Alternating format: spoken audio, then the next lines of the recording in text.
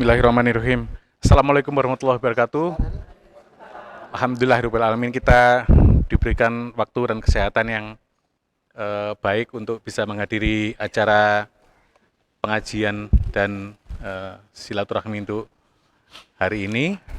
Alumni SMP Negeri 3 Malang. Acara pertama kita langsung aja ya ke pengajian. Bismillahirrahmanirrahim. Assalamualaikum warahmatullahi wabarakatuh. Innal hamdalillah nahmaduhu wa nasta'inuhu wa nastaghfiruh wa na'udzu billahi min syururi anfusina wa min sayyiati a'malina may yahdihillahu fala mudhillalah wa may yudlil fala hadiyalah wa asyhadu an la ilaha illallah wahdahu la syarikalah wa asyhadu anna Muhammadan abduhu wa rasuluh sallallahu alaihi wa ala alihi wa ashabihi wa man tabi'ahum bi ihsanin ila yaumiddin, amma ba'd. Yang saya hormati Sohibul Bait, Ibu Titin beserta keluarga besarnya, kemudian Bapak Ibu sekalian, para alumni ya, SMP 3 Malang tahun angkatan 83. Alhamdulillah saya senang sekali berada di pertemuan ini karena saya juga alumni SMP 3. Cuman beda berapa tahun. Saya di tahun 95 lulusnya. Dan Masya Allah. Masya Allah. Iya. Jadi Pak Joko yang ngundang saya ini, beliau mungkin juga tidak menyangka kalau saya dari sana. Iya, saya zamannya kepala sekolahnya Bapak Slamet. Ya, Bapak Slamet. Saya tidak tahu beliau gagah gitu orangnya. Cuman nama lengkapnya saya lupa. Bapak Slamet. Iya, iya. Iya. Iya.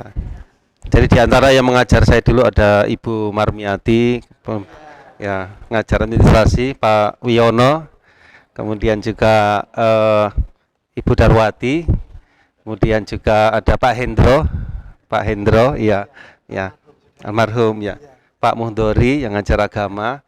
Dan saya masih ingat waktu itu musolanya di tengah. Ya, sekarang sepertinya pindah di samping lapangan basket. Ya, alhamdulillah. Ya, dan senang sekali bisa bertemu dan berkumpul dengan Bapak Ibu sekalian dan sama-sama merasakan suasana ya tempat kita menimba ilmu dahulu. Ya, mudah-mudahan Bapak Ibu guru kita yang mengajarkan ilmu dengan kesabaran kepada kita mendapatkan pahala yang terbaik di sisi Allah Subhanahu wa taala. Amin ya rabbal alamin. Bapak Ibu sekalian dimuliakan oleh Allah Subhanahu wa taala, pada kesempatan yang baik ini saya diberikan amanah untuk menyampaikan tausiah. Insyaallah saya sampaikan beberapa hal yang penting untuk diri saya terutama dan untuk Bapak Ibu sekalian. Kita ketahui bahwasanya nikmat yang Allah Subhanahu wa taala berikan kepada kita begitu banyak jemaah sekalian. Tidak terhingga. Sampai-sampai disebutkan dalam ayat a'udzubillahi minasyaitonirrajim. Wa in ta'uddu nikmatallah la tuhsuha. Ya, jika kalian menghitung nikmat-nikmat Allah, kalian tidak akan mampu menghitungnya. Di antara nikmat yang Allah Subhanahu wa taala anugerahkan kepada kita, Bapak Ibu sekalian, adalah nikmat umur, nikmat masa, dan nikmat kesempatan. Nikmat umur ini luar biasa. Karena orang-orang yang telah mendahului kita, ya mereka itu kepingin untuk kembali hidup di dunia hanya sesaat saja untuk bisa beramal solih.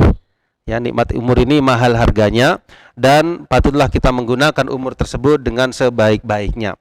Nah, bagaimana cara kita menggunakan umur kita supaya berkah, supaya diridhoi oleh Allah Subhanahu wa taala? Yang pertama di antara kiatnya adalah kita melaksanakan kewajiban-kewajiban yang ada di dalam agama kita. Utamanya yang ada dalam rukun Islam. Ya, jadi kalau kita perhatikan rukun yang pertama itu 2 kalimat syahadat. Rukun yang kedua sholat. Nah, sholat ini kita perhatikan terutama standarnya itu yang 5 waktu. Ya, standarnya yang 5 waktu. Dan inilah yang 17 rakaat inilah jamaah sekalian yang merupakan peruntungan seorang hamba dunianya maupun akhiratnya. Kalau kita mau menyempurnakan, kita sempurnakan dengan amal-amal yang sifatnya sunnah dari sholat-sholat. Ya, insya Allah saya yakin Bapak Ibu sekalian rajin melakukannya. Di antaranya ada sholat duha, ada sholat tahajud, dan sholat-sholat rawatib yang 12 rakaat. Ya, penyempurna ini atau sholat sunnah ini Bapak Ibu sekalian, ini fungsinya banyak atau urgensinya. Di antaranya adalah menyempurnakan kalau ada sholat-sholat kita yang wajib yang mungkin kurang maksimal, disempurnakan dengan sholat-sholat sunnah tadi. Yang kedua, lebih mendatangkan ridhonya Allah Subhanahu wa Ta'ala dan lebih mendatangkan pahala di sisinya. Jadi standar untuk bisa masuk ke dalam surga adalah sholat-sholat yang wajib. Tapi kalau kita kepingin lebih baik, lebih tinggi derajatnya, tambah dengan sholat-sholat yang sunnah, kita istiqomah, dan ini insya Allah akan membuat kita hidupnya lebih barokah. Selain itu jamaah sekalian, hendaknya kita supaya memanfaatkan umur, menjauhi perkara-perkara yang diharamkan oleh Allah Subhanahu wa Ta'ala. Ya, perkara-perkara yang sifatnya kemaksiatan, sifatnya dosa, ini semakin kita mengurangi, insya Allah akan semakin ringan hisab kita di akhirat. Semakin kita menjauhi perbuatan dosa, insya Allah semakin diringankan hisab kita. Nah, bagaimana sikap kita terhadap dosa? Yang pertama, introspeksi diri.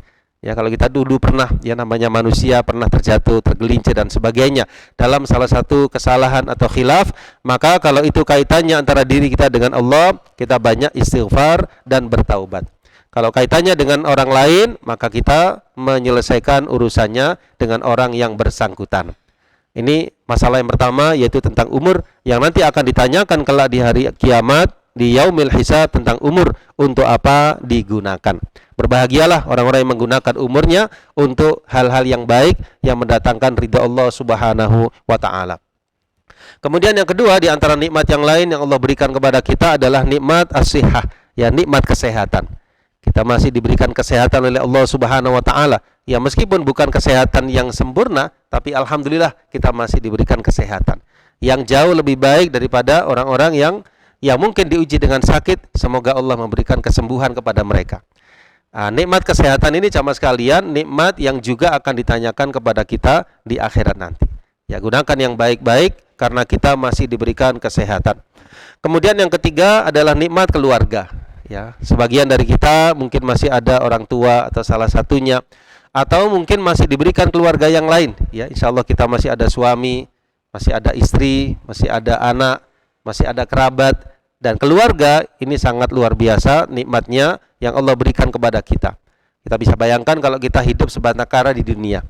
Alhamdulillah Allah masih berikan kepada kita keluarga. Ya, meskipun tidak semuanya ada barangkali, tapi insya Allah keluarga yang ada ini adalah sudah merupakan nikmat yang tiada terkira. Ketika kita berinteraksi dengan suami, berinteraksi dengan istri, berinteraksi dengan anak, maka dengan itu semua jamaah sekalian, insya Allah bisa semakin membuat hidup kita lebih barokah, semakin membuat kita lebih baik dan lebih bermakna. Perhatikan bagaimana Nabi Muhammad SAW, bagaimana sikap beliau terhadap keluarga beliau, sikap beliau terhadap istri beliau terhadap beliau. Misalnya dalam peristiwa turunnya wahyu yang pertama, Khadijah radhiyallahu anha, bagaimana sikapnya yang luar biasa, mendinginkan hati Nabi sallallahu alaihi wasallam, yang hati beliau ketika itu dalam keadaan khawatir, dalam keadaan takut, menerima wahyu yang pertama, didinginkan hatinya oleh Khadijah radhiyallahu anha. Dan ini termasuk salah satu ladang pahala. Istri yang berbakti kepada suami termasuk salah satu ladang pahala. Nabi sallallahu alaihi wasallam bersabda, "Idza shallatil mar'ah khamsaha wa shamat syahraha wa hasanat farjaha wa ata'at zawjaha faltadkhul min ayyi abwabil jannati ats-tsamaniya sya'at." Kalau seorang wanita itu sholat yang 5 waktunya, kemudian dia berpuasa di bulannya, itu bulan Ramadan, lalu dia menjaga kehormatan dirinya dan dia taat kepada suaminya, tentu taat dalam kebaikan, maka dia dipersilahkan masuk dari pintu surga mana saja yang dia kehendaki. Masya Allah ibu-ibu sekalian, amal-amal yang wajib saja ditambah dengan taat kepada suami dan menjaga diri, ini sudah membuka pintu surga bagi seorang istri yang solihah. Sebaliknya seorang suami yang solih, ya juga ladang pahalanya besar sekali. Seorang suami ketika dia memberikan nafkah kepada keluarganya, lalu dia ikhlas karena Allah mengharapkan ridhonya, itu ternyata berpahala. Jadi anggap memberi nafkah itu bukan sebuah beban, tetapi sebuah ladang pahala. Nabi SAW dalam salah satu sabdanya, beliau menyatakan yang maknanya memberi nafkah kepada keluarga itu masih jauh lebih besar pahalanya dari memberi kepada fakir miskin, membebaskan hamba sahaya, daripada berinfak di jalan Allah Subhanahu wa Ta'ala. Coba bisa bayangkan seorang suami yang memberikan nafkah kepada istri setiap hari, Betapa banyak pahala yang didapatkan kalau dia ikhlas karena Allah. Seorang istri yang berbakti kepada suaminya, merawatnya, kemudian berkhidmat, memberikan yang terbaik kepada suaminya, berapa banyak pahala yang didapatkan di sisi Allah Subhanahu wa taala. Ini termasuk ladang-ladang pahala jamaah sekalian. Yang maksud saya adalah supaya umur kita barokah, isilah dengan apa-apa yang mendatangkan ridha Allah Subhanahu wa taala. Termasuk aktivitas harian tadi. Berbakti kepada suami, suami memberikan nafkah kepada istri, mendidiknya dan mengajarinya supaya bisa selamat dunia dan akhirat. Allah Subhanahu wa taala berfirman, "A'udzubillahi minasyaitonirrajim. Ya ayyuhalladzina amanu qu anfusakum wa ahlikum nar." Wahai orang-orang yang beriman, jagalah diri kalian dan juga keluarga kalian dari siksa api neraka. Kemudian juga di antara kita masih memiliki amanah yang lain sama sekalian. Insyaallah kita diberikan amanah ya, ada yang memiliki anak, memiliki cucu, maka itu semua rawatlah dengan sebaik-baiknya karena ini juga merupakan amanah dari Allah Subhanahu wa taala. Seorang tua, ayah maupun ibunya yang ketika merawat anaknya dengan baik, mendidiknya untuk ke arah kebaikan, maka dia akan mendapatkan pahala. Ingatlah pesan dari Nabi sallallahu alaihi wasallam, "Idza matal insan," apabila seseorang itu meninggal dunia, terputuslah amalnya kecuali 3 perkara. Yang pertama apa? Sodakotun jariyah. Sodakoh jariyah. Ini sifatnya sesuatu yang lama dan akan mengalir kepada orang yang melakukannya. Yang kedua, ilmu yang bermanfaat. Jadi Bapak Ibu sekalian mengajari kepada anak-anaknya kebaikan.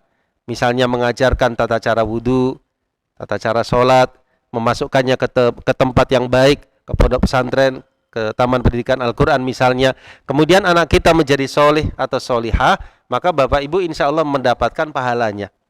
Karena kita yang punya jasa untuk mengantarkan anak kita menjadi solih maupun solihah. Jadi di antara 3 perkara tersebut, waladun solih yad'ulah, anak solih yang mendoakan kedua orang tuanya. Solihnya dia, orang tuanya juga mendapat kiriman pahala karena orang tuanya punya andil untuk memberikan yang terbaik, mendidik anaknya menjadi solih maupun solihah. Di dalam sebuah hadis Nabi SAW bersabda, "La tazulu qadama 'abdin yaumal qiyamah." Tidak akan bergeser kedua kaki seorang hamba di hari kiamat sampai dia ditanya tentang beberapa perkara. Yang pertama tentang umurnya, untuk apa dia digunakan. Yang kedua tentang masa mudanya, untuk apa dia habiskan. Kemudian yang ketiga tentang harta. Ya, tentang harta ini ditanya 2 Bapak Ibu. Yang pertama, dari mana mendapatkannya dan kemana dibelanjakannya. Kalau kita mendapatkan dari jalan yang halal, alhamdulillah, bersyukurlah, tinggal mengalokasikannya kemana. Mengalokasikannya, kalau dia seorang yang solih, yang solihah, insya Allah pada jalan-jalan kebaikan. Ya, terbuka luang pintu kebaikan, diantaranya untuk berzakat, infak, sodakoh, nafkah kepada keluarga, membantu orang yang membutuhkan, dan masih banyak lagi peluang-peluang kebaikan yang bisa kita gunakan dengan harta kita. Kemudian yang terakhir, Bapak Ibu sekalian, hidup kita ini memang sebentar di dunia, tapi pada hakikatnya hidup kita panjang. Kenapa? Karena setelah di dunia kita masih ada hidup yang lain, yaitu hidup di akhirat. Nah, hidup di akhirat itu panjang, tidak ada batasnya. Nah, barometer keberhasilan, kesuksesan kita di akhirat bergantung dengan kehidupan dunianya. Kalau kehidupan dunia yang sebentar ini kita gunakan untuk yang baik, taat kepada Allah, banyak istighfar, banyak taubat, memperbaiki diri, insya Allah akhiratnya kita bahagia selama-lamanya. Jadi ini fase pertama dunia. Fase kedua di alam kubur, fase yang ketiga di padang mahsyar. Fase yang keempat, pilihan antara al-jannah, surga atau neraka. Semoga kita termasuk dari ahli surga. Nah, di antara ciri ahli surga disebutkan dalam surah Al-Asr bahwasanya manusia semuanya merugi illalladzina amanu, kecuali orang-orang yang menghiasi dirinya dengan keimanan, wa amilus solihat, dan banyak beramal solih, wa tawasau bil haq, wa tawasau bis sabr. Mereka saling menasihatkan kebaikan, kebenaran, wa tawasau bis sabr, dan saling menasihatkan terhadap kesabaran.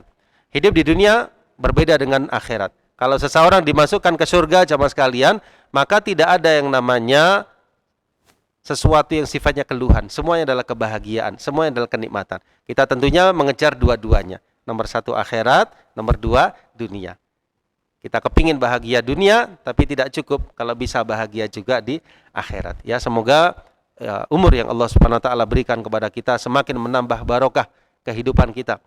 keluarga Bapak Ibu sekalian diberikan menjadi keluarga yang sakinah, mawaddah warahmah, diberikan anak-anak, cucu-cucu yang soleh, yang solihah, dan semoga kita tetap mendapatkan limpahan nikmat dan taufik dari Allah Subhanahu wa taala. Amin ya rabbal alamin. Ya, sebelum saya tutup, di sini saya mendapatkan pesan ya untuk mendoakan. Ya, saya dengar sakit Ibu. Ya, Bapak Zaini. Baik. Ya, kita doakan ya sama sekalian Bapak Zaini, suami dari Ibu Titin, yang mudah-mudahan apa yang beliau alami tersebut menjadi kafarah, penghapus dari kesalahannya, dan semoga ya sakit beliau segera diberikan kepulihan dan kesehatan oleh Allah Subhanahu wa taala. Okay.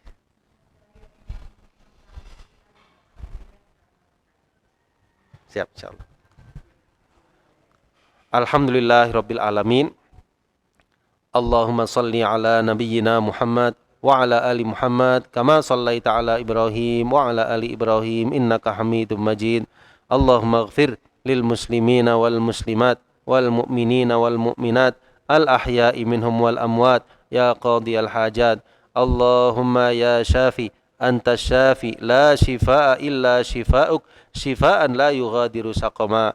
Ya Allah, ya Rahman, ya Rahim, wahai yang maha memberikan kesembuhan, karuniakanlah kesembuhan, kesehatan kepada saudara-saudara kami, keluarga kami yang sedang menderita sakit. Di antaranya adalah Bapak Zaini. Berilah kesehatan dan kesembuhan yang lekas ya Allah, kesembuhan yang tidak dihinggapi oleh sakit lagi. Demikian pula kepada teman-teman para alumni sekalian dan siapapun ya Allah yang kau uji dengan sakit, berikanlah kesehatan dan kemudahan bagi mereka untuk menjalani kehidupan ini dengan arah yang lebih baik. Allahumma inna nas'aluka ridhaka wal jannah wa na'udzubika min sakhatika wan nar. Allahumma la tada' lana dhanban illa ghafartah wa la hamman illa farrajtah ya arhamar rahimin. Rabbana hab lana min azwajina wa dhurriyyatina qurrata a'yun waj'alna lil muttaqina imama. Ya Rabbana ya Rabbal alamin ajibna. Rabbana atina fid dunya hasanah wa fil akhirati hasanah wa qina adzaban nar. Wa akhiru da'wana anil hamdulillahi rabbil alamin. Wa sallallahu ala sayyidina Muhammad wa ala alihi wa sahbihi ajma'in. Wa akhiru da'wana anil hamdulillahi rabbil alamin. Demikian yang bisa saya sampaikan, sedikit tapi mudah-mudahan bermanfaat untuk diri saya terutama, dan semoga jamaah sekalian, Bapak Ibu sekalian diberikan panjang umur, kesehatan dan kenikmatan yang langgeng di dunia maupun di akhirat. Amin ya rabbal alamin. Billahi taufiq wal hidayah. Wassalamualaikum warahmatullahi wabarakatuh. Tausiahnya insya Allah akan berguna buat kami dan kawan-kawan kami yang sedang mungkin berhalangan untuk mengikuti acara ini. Insya Allah akan bisa mengikuti di acara kedepannya. Terima kasih Ustaz. Istilahnya mensubstitusi kekurangan sempurnaan sholat wajib itu gimana? Bisa diceritakan Ustaz? Ya, bismillah. Jadi sholat itu jamaah sekalian bisa kita bagi secara umum menjadi dua. Yang pertama adalah sholat-sholat yang wajib atau sholat yang fardu. Dan ini jumlahnya ada 17 rakaat. Inilah yang dimaksud dalam mendirikan sholat dalam rukun Islam. Kemudian yang kedua ada sholat-sholat yang sifatnya nafilah atau sholat-sholat sunnah. Nah, fungsi dari sholat sunnah itu adalah yang pertama menutup kekurangan yang ada pada sholat wajib. Ini dalilnya bisa dilihat salah satu hadis Nabi SAW yang dijelaskan di sana bahwa nanti ketika hari kiamat itu Allah Subhanahu Wa Taala akan menghisab hambanya yang pertama sholatnya. Kalau sholatnya ada kekurangan, maka Allah berfirman, "Unzuru hal li'abdi min tatawwu." Lihatlah apakah hambaku ini masih ada amal-amal yang sifatnya sunnah. Artinya dari sholat-sholatnya. Kalau ada sholat-sholat sunnah ditambahkan kepada sholat-sholat yang wajib. Ini sifatnya penyempurna, pelengkap. Kalau sholat wajibnya sudah Masya Allah, Alhamdulillah. Tapi ini adalah sifatnya menyempurnakan, menambah pahala. Dan tentunya orang yang lebih amalnya, lebih banyak pahalanya. Ya, tentu kita ingat syarat melakukan amalan itu ada dua. Yang pertama ikhlas hatinya. Yang kedua, sesuai tuntunan Nabi Shallallahu Alaihi Wasallam. Saya tadi sudah beri contoh di antara sholat sunnah, sholat duha. Sholat duha itu waktunya setelah terbit matahari, jaraknya berapa menit sampai sebelum zuhur. Semakin ke atas waktunya semakin afdol. Jadi misalnya jam 8 dengan jam 11 lebih afdol mana? Jam 11. Semakin ke atas semakin afdol. Sama dengan sholat tahajud, semakin ke arah sepertiga malam yang akhir semakin afdol. Tapi tentu di sini kita melihat kemungkinannya, kalau dia nggak bisa di jam 11, setengah 11, dia bisanya jam 8, ya lakukan jam 8. Kalau mampunya semua, lakukan di lebih ke atas arahnya, waktunya. Demikian pula sholat tahajud, waktunya luas, mulai ba'da isya, setelah ba'da isya sampai sebelum adzan subuh.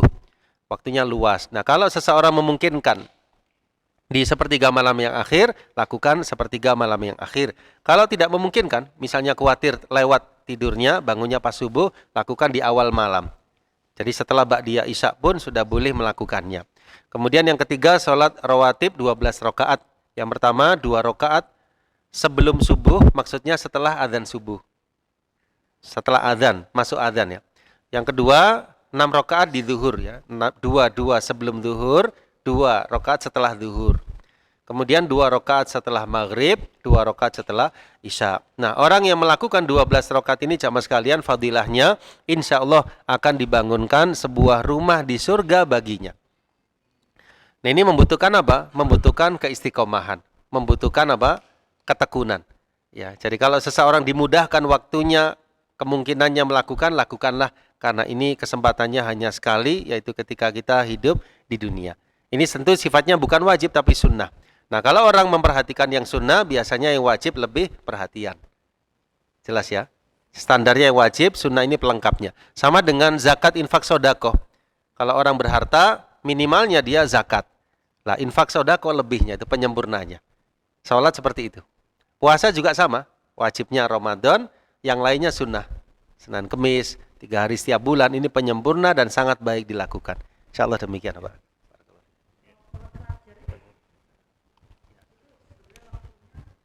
Fajar itu maksudnya sholat subuh. Sholat qobliyahnya setelah masuk adzan subuh sebelum iqamah.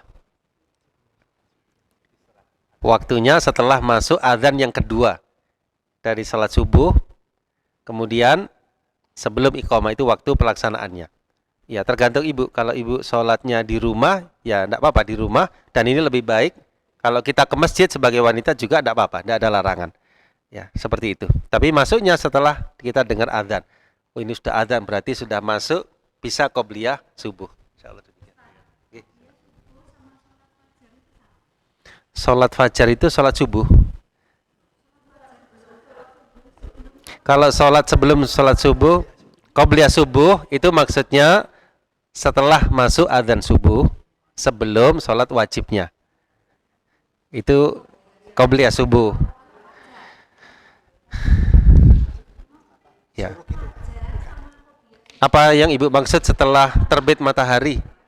Ah, itu sholat syuruk, ibu. Syuruk, ya. Syuruk, ya. Bukan, sholat syuruk. Sholat syuruk itu begini, jadi kita menunggu waktu terbitnya matahari. Kalau sudah terbit, jangan langsung sholat, tunggu beberapa menit, supaya tidak pas terbitnya matahari. Karena memang ada larangan sholat pas terbitnya matahari. Di jarak berapa menit, kemudian kita baru sholat. Supaya tinggalnya kita di masjid itu bernilai seperti orang yang melakukan haji. Kan begitu. Itu sering diistilahkan dengan sholat syuruk. Waktunya setelah terbit matahari di jarak beberapa menit. Kalau zaman dulu, zaman Nabi kan nggak pakai alat waktu seperti kita. Ini kan tentu hisab. Tentu melalui perhitungan yang teliti ya. Ya kalau kita patokannya alat waktu di masjid, pas jam segitu, tunda beberapa menit, kurang lebih 5-10 menit, lalu kita sholat syuruk tadi. 2 rakaat. Setelah subuh, setelah terbitnya matahari. Kalau itu yang dimaksud sholat syuruk itu. Nah, ya. Syuruk itu artinya terbitnya matahari. Ya, ya. Sebentar. Ya. Kalau duha kan sampai sebelum zuhur. Ya. Ya. Ya, benar. Benar sekali. Kalau ya, Kalau sudah terbit matahari, setelahnya sudah duha itu, Bu. Sudah. Sampai. Jadi begini, Bu, kalau zaman Nabi SAW dulu nggak pakai patokan jam. Ya, jadi kalau kita patokan jam, ada tertera waktu terbit matahari, ya sudah itu aja ditambah berapa menit, berarti sudah, insya Allah sudah terbit matahari, maka kita boleh sholat duha tersebut. Waktunya sampai sebelum duhur.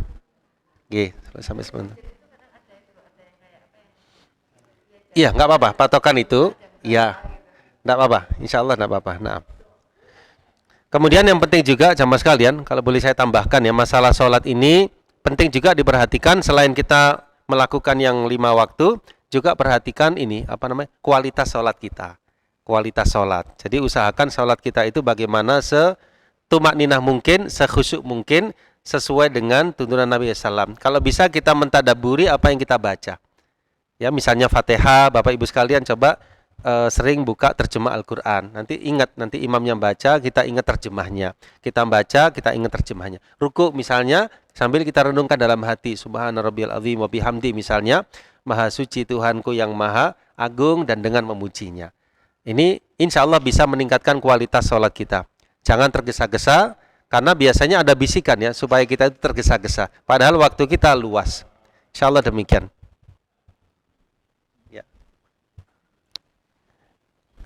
Ada yang lain, Bapak Ibu sekalian?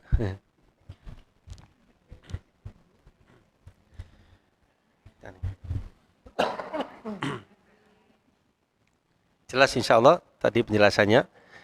Nah, supaya kita lebih ini, Bapak Ibu sekalian, saya yakin Bapak Ibu sudah memahami dengan baik ya. Tapi tidak ada salahnya kita terus mempelajari tentang fikih-fikih ibadah. Misalnya orang mau zakat, ya dia harus tahu bagaimana cara berzakat. Orang mau sholat, dia lebih baik mendalami lagi. Karena ketika pendalaman itu insya Allah akan ada saja ilmu-ilmu yang kita dapatkan yang mungkin kita sebelumnya belum mendengar tentang hal tersebut. Mau puasa Ramadan, kita balik lagi mendalami tentang fikih Ramadan. Ya, jadi kita tidak ada henti-hentinya belajar sampai kita diwafatkan oleh Allah Subhanahu wa taala. Nah. Oke, silakan. Oh, kantuk. Ya. Ya, enggak apa-apa, Ibu. Ini sering saya ajak soalnya enggak rewel. Ya. Insyaallah. Enggak apa-apa. Ya, enggak apa. Wis, enggak apa-apa. Malu gitu. Insyaallah. Ya. Insyaallah. Insyaallah. Oh iya. Sudah cukup, kawan-kawan? Mungkin baik. Kalau gitu kita akhiri sesi untuk tausiah kali ini. Terima kasih Ustadz atas pencerahan dan tausiahnya. Baik, acara kemudian yang ngomong-ngomong masalah-masalah yang berhubungan dengan alumni ya. Baik, acara berikutnya kita